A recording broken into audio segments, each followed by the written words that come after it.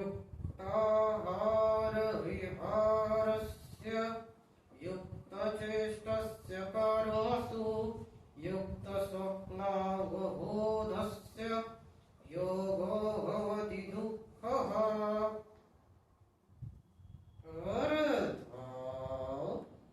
दुःखांचा नाश करणारा योग यथा योग्य आहार विहार करणाऱ्याला कर्मामध्ये यथा योग्य व्यवहार करणाऱ्याला आणि झोपणे व जागणे ज्याची यथायोग्य आहे त्याला साध्य होतो।